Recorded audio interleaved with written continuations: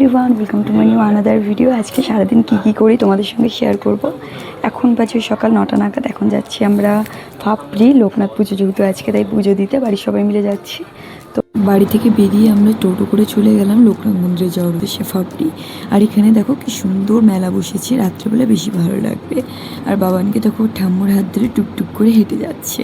আর ওর dress আপটা দেখে মনে হচ্ছে ও মনে হয় ব্রাহ্মণ পুজো দিতে যাচ্ছে, কি কিউট লাগছে। আর তারপর যেহেতু লোকনাথ পুজোর ডাব ছাড়া হয় না, তাই ডাব কিনে চলে গেলাম মন্দিরে। আর মন্দিরে গিয়ে দেখি জাস্ট অঞ্জলি শুরু হচ্ছে, তো ভালো টাইমে গেছে, অঞ্জলি পুজো সব সেরে নিলাম। আর এখানে দেখো ধূপধুনা দিয়ে চলে আসলাম বাড়ি, মানে আমাদের পুজো এখানেই কমপ্লিট হয়ে গেছে। আর বাড়ি এসে দেখি এসির কাজ হচ্ছে, মানে যেহেতু আমাদের সেদিনই এসি লাগানোর ছিল, তাই এসির কাজ হচ্ছে। আর যা গরম, তাই ভাবলাম যে কিছুটা ঠান্ডা দেওয়া যাক। আর এসির কাজের সাথে সাথে কারেন্টেরও কিছু কাজ হচ্ছিলো বাড়িতে। আর এখানে দেখো এসি লাগানো। আমরা তো এখন বেরিয়ে পড়লাম, এখন ওই বিকাল 5টা নাগাদ বাজে। আমরা এখন যাচ্ছি বেলাকোবা, লোকনাথ পূজারই একটা ননাসেবাই নিমন্ত্রণ আছে, তাই তো আমরা এখন 3জনই যাচ্ছি। শিলিগুড়িতে যেহেতু প্রচণ্ড রোদ এখন, তাই একটু দেরি করেই আমরা বেরিয়েছিলাম।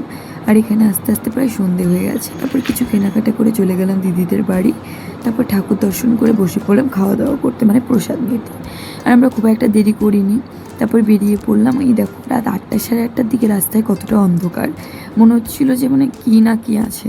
আর যেহেতু দুই পাশে বাড়িঘর ছিল না, তাই বেশি অন্ধকার। সে যাই হোক, তারপর এখানে এসে আবার ঠান্ডা নিয়ে চলে গেলাম অন্য আরেকটা নিমন্ত্রণ বাড়িতে। আর এখানে দেখো বাবা লোকনাথ, কত সুন্দর মায়াবী মুখটা। আর